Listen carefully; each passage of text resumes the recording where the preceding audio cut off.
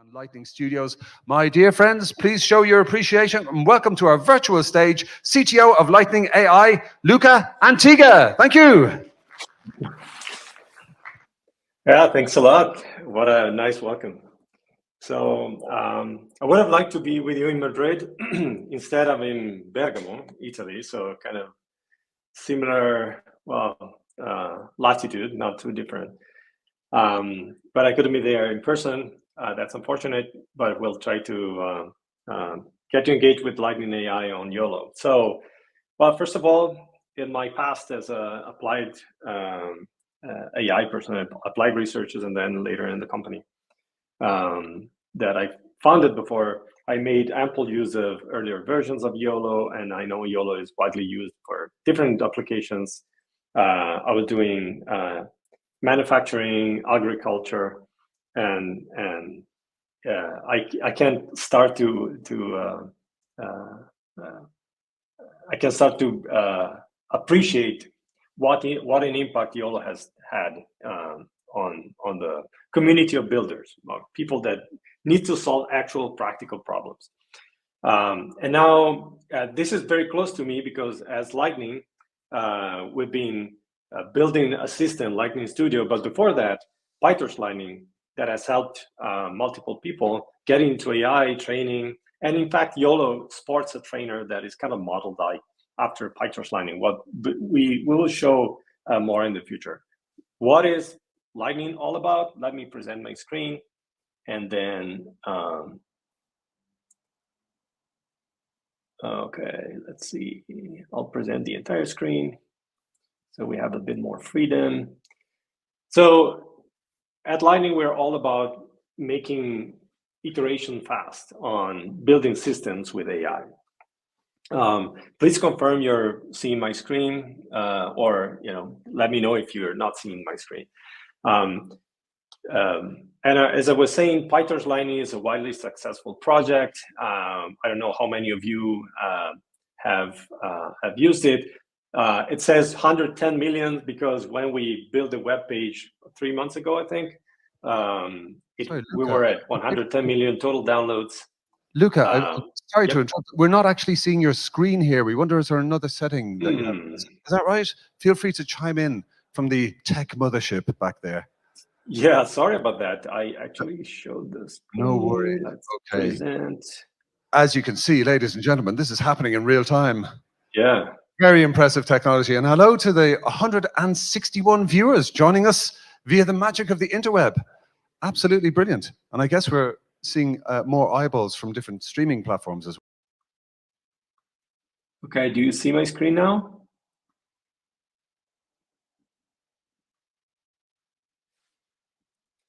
Can you see my screen? Nope, not yet.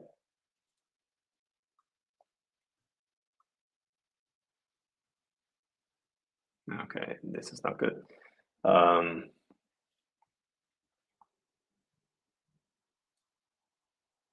Trim this notice.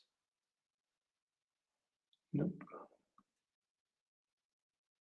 Oh, here.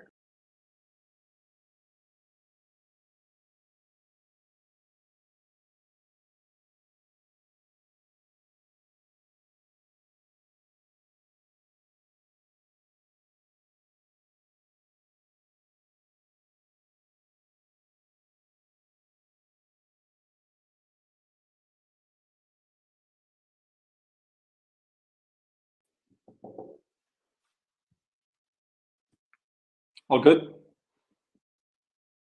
I can't hear you.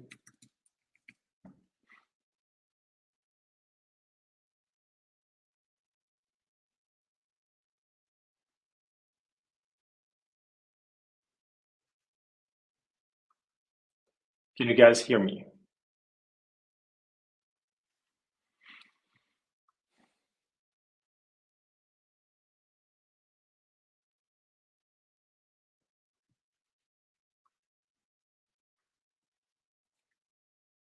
Hello, can you guys hear me? I need some feedback.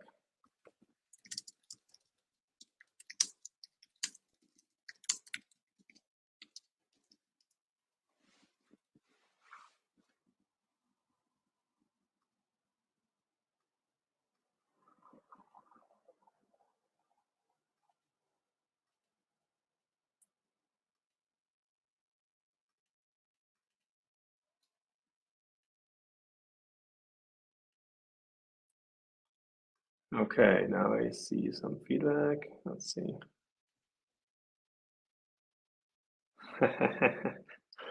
Well, yes, I was preparing the last bits of the demo, right? So, do you see my screen now? You can, or yes, okay. I think you can see my screen. Can you confirm you see my screen? Yes. All right. Sorry, guys. I don't know what went on, and now we're back online. All right. So as I was saying, we launched Lightning Studios. We are Lightning AI. We're the creators of PyTorch Lightning. Many of you will know PyTorch Lightning for, it complements PyTorch to enable you to train at scale and faster. YOLO has modeled its trainer after kind of some of the design of PyTorch Lightning.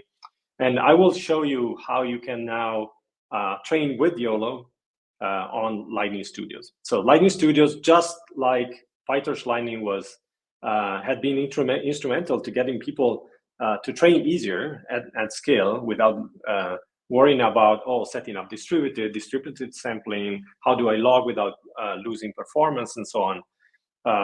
We try to do the same, so abstract a lot of the engineering away, and then have you focus on the research, on product building. We try to do the same with the cloud, and we actually launched this platform in last November, December, and it's been quite a blast so far. There's a great adoption across the community and enterprise. So I'm gonna show you how to develop applications on top of Lightning AI, and in particular, how you can run YOLO on it. Okay, first thing, you can start free. If you start free, you get free credits, 15 credits every month that can replenish every month if you use them. So what is Lightning Studios? So Lightning Studios is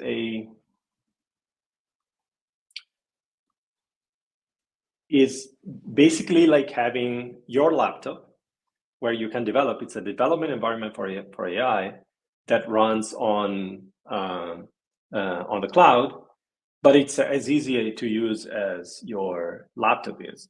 For example, let's get in a studio directly. So I'm starting a studio now, and a studio is an environment, and it's a reproducible environment, so that if I get in here, I get editors, I have Jupyter notebooks, I have VS Code, but I can install any library in here, and then I can stop the studio, I can duplicate it, I can pass to a coworker, and they will find the same environment.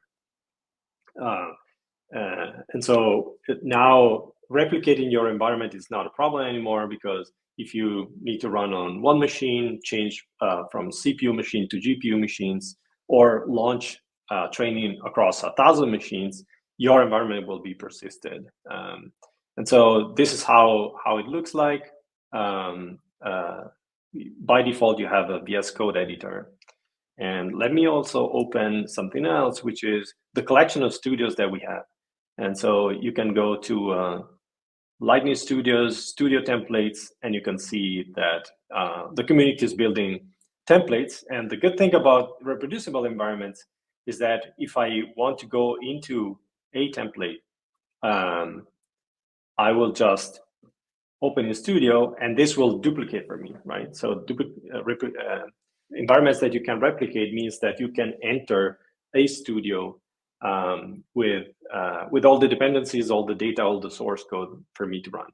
But while this is duplicating, let's go back to the blank studio, and this is how it looks like. It's just a machine that you can run things on, and then you can open this and say, okay, list, whatever. So it's a full machine. You have sudo apt install, I don't know, Vim. Yeah, well, Vim is already installed, but just to give you a sense for it. Okay, in preparation for this talk, since we want to go YOLO on Lightning Studios, I actually prepared a studio where I played with YOLO before. So let me open that one directly. Okay, I opened it. It got sleeping because machines can auto sleep here, so you don't waste your precious credits if you're not working on them. And the nice thing is that, for example, now I want to run on my YOLO examples on a GPU machine, and I can just go here and say, okay, I want, let's say, L4s. They're fast to spin up with 4 GPUs each, and I can just confirm. And this is requesting a new machine for me, a machine that has a GPU, and just in a few seconds I will be operating on a GPU machines. Let's just give the time to provision the machine, and we should be up and running. All right. So going back to this example that I was showing you before, this uses litserv, which is one of our open source library for serving. Here I have the model, the weights, all the data that I need to just start the server, and off we go. And I'll let you take a look at how you can do the same with YOLO itself. All right, so let's get into YOLO land now. I prepared 3 examples that I can walk you through. One is the very basic one, YOLO. I called it YOLO plane, where, yeah, obviously, now we're still waiting for our GPU machine to come up.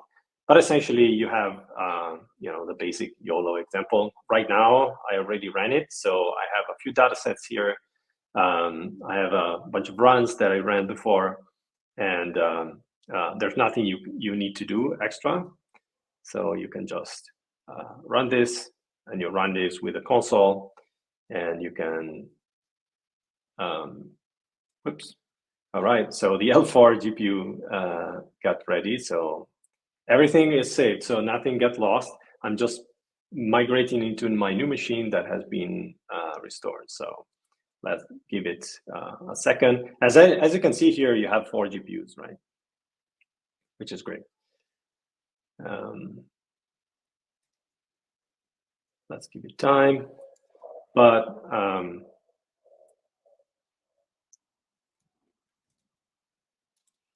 all right. It's provisioning, so should be up and running quickly. And as far as YOLO is concerned, YOLO ships with its own trainer. So I will demonstrate the trainer, and then I will demonstrate also if you want to train YOLO with PyTorch Lightning, how you can do it. And then we'll learn how to serve a YOLO model using litserv, which is one of our libraries for, it's kind of the equivalent of PyTorch Lightning for serving. So it allows you to very quickly set up a server that you can serve your models from. Okay, we're back here. All the environments should have been preserved. So we can just go here and say, okay, YOLO Python, YOLO plane. And one of the things that takes a bit of time here is that I pre-downloaded the data sets, the Coco data set here. So what this is also doing is restoring the data set on the machine. There are other ways, more advanced uses, where you can optimize data sets for streaming. So instead of storing the data set in the machine, you can store them on the Lightning platform and then stream in a binary format, optimized binary format on the machine.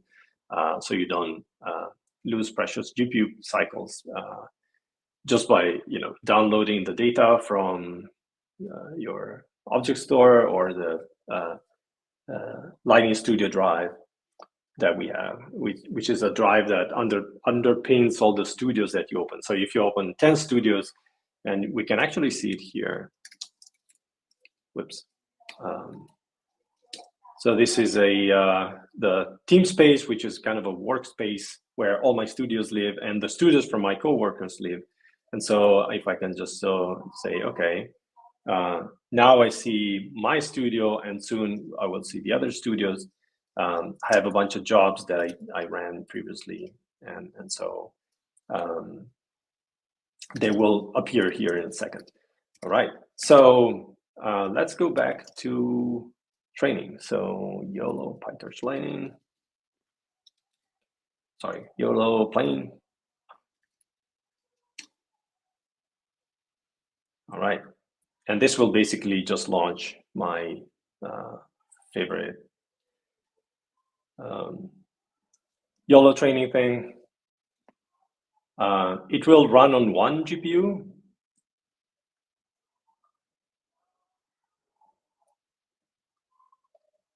And then I can also serve TensorBoard. So for TensorBoard, I can just do this, open another terminal, start TensorBoard. And the nice thing about it is that we also serve URLs, right? So automatically we proxy the TensorBoard view out. So you or a coworker of yours operating in the same team space, we can also access it from here. All right. Let's see here. Okay. This is running. We have our metrics that will be streaming soon. But essentially, this is train, just as you train your standard YOLO models.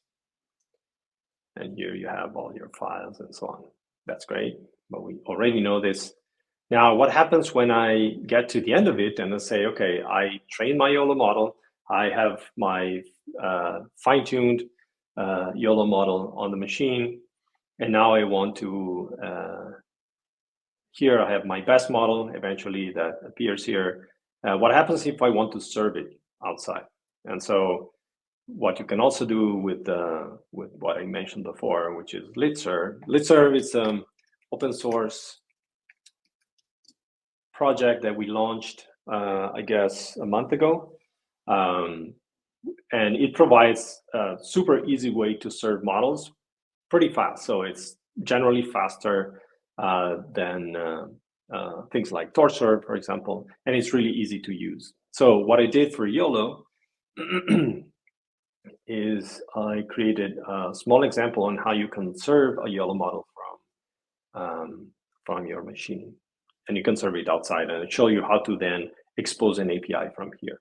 All right, so YOLO serve, we can launch YOLO serve, and it will, in this case, just for the sake of this few minutes that we have, I will load the standard YOLO V8X model. And as you can see, LitServe detected that we have 4 GPUs here, and it initialized 4 workers because it's a 4 GPU machine that we're running on. It loaded the data, and then it will be ready to serve requests. And how do you configure a YOLO API? You derive a class from Lit API. In the setup method, you load your YOLO model, and then there will be a request coming. Now, I adopted a very simple approach of sticking the base 64 in the request. You can do whatever you want, more sophisticated stuff here. And then in the decoding the request, we build a PIL image, and since model predict accept a PIL image object, we can just run predict here on the device that was assigned on the worker. So if you run on 4 devices, predict will run on the right device, and then we can just return the bounding boxes in output. So let's just run this. And client is nothing but you load an image and then you stick another request and you return a response. That's great. So hopefully this works, and it doesn't because I didn't specify the image. Okay, pizza. What else? Okay, so so now I have a server through which I can serve my YOLO model. The first time around, it needed to do the first pass of the model, so it needed to allocate some memory and so on. So it took more time. And then this is the second one. This probably executed on another GPU because it took a bit more time. So, and now the third time it takes, and this is another different GPU. You will recognize it because the first time there's some cold start, but then when things are loaded in memory, then it becomes really quick. And this is the fourth. This is the last time the cold start will be felt. And it identified, so the pizza image was here, and then it identified the pizza. the spoon, the dining table, all good. Right. What if I want to expose this to the outside world? So I want to serve this model, instead of, like, of course, hitting the API from here, I want to hit it from somewhere else. And so I can go to something called API Builder, and I can very easily expose the API outside. And that's it. So the last thing I want to show you, since I have 5 more minutes, is how can you train or fine-tune a model from using PyTorch Lightning. Since PyTorch Lightning, the our framework, is adopted, if you don't have to do anything special, I strongly recommend that you go with YOLO Plain, the plain API, the documented API. But something I was playing with was, if you have your all training stack, your data loaders, your callbacks already in PyTorch Lightning, and there are many PyTorch Lightning shops out there. I was reading a survey by JetBrains and the Python Software Foundation that said that 1 in 4 PyTorch users that train using PyTorch are training through PyTorch Lightning, at least the respondent from the survey. So 1 in 4, and it's something we see from the downloads because the proportion is kind of matches that from PyPy, and so it may be that you have a PyTorch Lightning stack and you want to adhere with on that. And so if you want to do that, there's a way to do that is pretty straightforward. Of course, then the devil is in the details. But this is how you do it, essentially. You define a data set, Lightning data module subclass. Whoops, sorry. That's on me. I was running on a interruptible instance. By the way, we support interruptible instances, and this is an interruptible instance, so I'll get another one. You can also not choose that. You're going to pay more. And to me, I forgot to actually go in a non-interruptible before the talk. That's how nice is going live. We're going to restart the instance really quickly. But you're going to save a lot of money, especially on the GPU machines, if you go interruptible. So that's not bad. And let's give it a couple of seconds so that this comes up.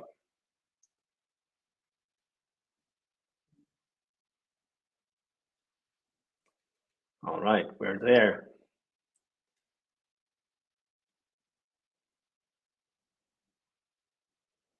All right, yeah, we're back here. Awesome. Okay, we got interrupted. We resumed. All good. Defined 2 base classes. So 2 main classes. One is the Lightning module, and the PyTorch Lightning works by defining hooks that happen throughout the training lifecycle. The main one being training step, and the second main one being configure optimizer. And then from here, you can call. Well, actually, forward is not strictly needed here. So we set up the model either here, only in a setup model method, especially if it's sharded, but this is not the case. And then in training step, you just call it, and whether your model returns the prediction, and then you define the loss separately, or in this case, you can pass a batch, and then you will get the loss directly. And this is how YOLO models work. You can just return the loss. And then configure optimizers is the code that needs to run when you define your optimizer. And by splitting up your training code into this step, the trainer knows what to call where. And so the nice thing about this is that you can then specify precision. You can specify distributed strategies like DDP, FSTP, deep speed to scale it out across GPUs or across machines. And then you call fit to run the train. And then the more particular thing, I think, is not this part.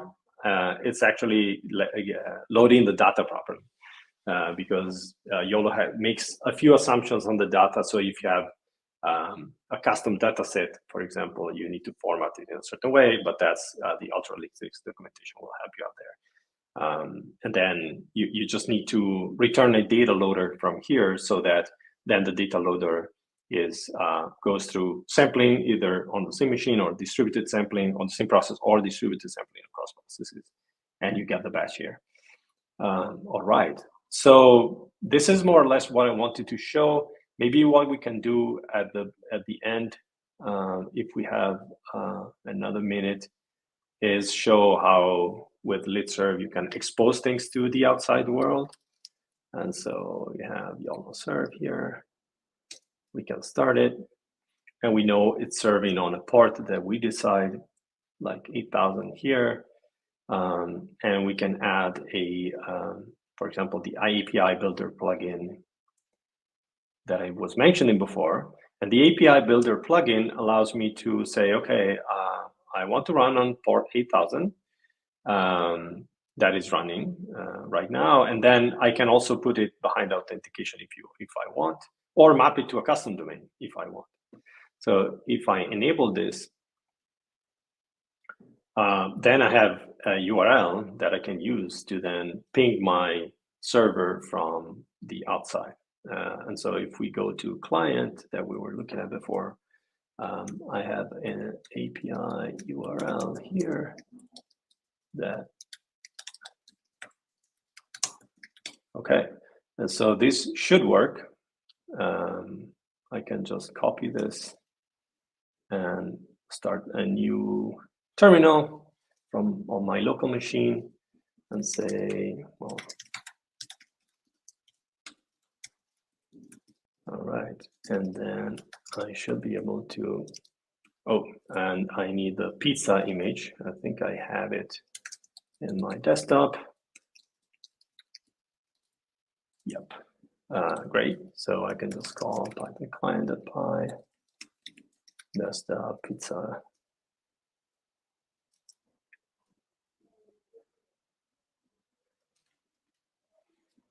Yep.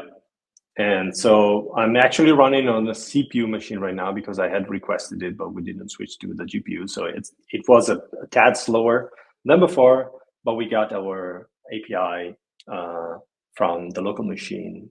And this is how you do it on Lightning Studio. So as you can see, you can build, you can train models, you can train multi-node models. And we have among these plugins, a multi-machine training that will basically launch the same training script that we've seen before, but across machines. It's really easy to use. It looks very much like the API Builder one that we saw. And basically all I need to do is to point my starter thing to the script that I want to run. And then I can just choose the machine. It can be of various sizes, shapes, and forms. And then I confirm, decide the number of machines. We tested it up to 10,000 machines, so it scales really well. And we have fault tolerance training, so if something fails, then we can resume automatically. And that's it. So I'll be happy to answer any question. And I think I'm up on time.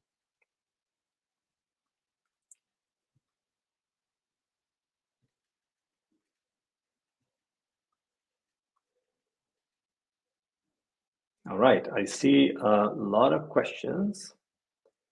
So let me see if I can address some of them.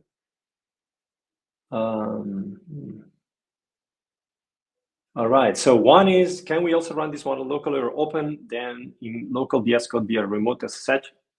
Yes, we have the possibility to connect through remote SSH, either through your terminal or VS Code can connect automatically. It's really convenient for people who don't want to use the browser as a coding thing, and it takes literally 2 seconds to do it. Reaching out to you, but thank you so much for that great demo. Round of applause for Luca. That was great. Sorry to cut him off.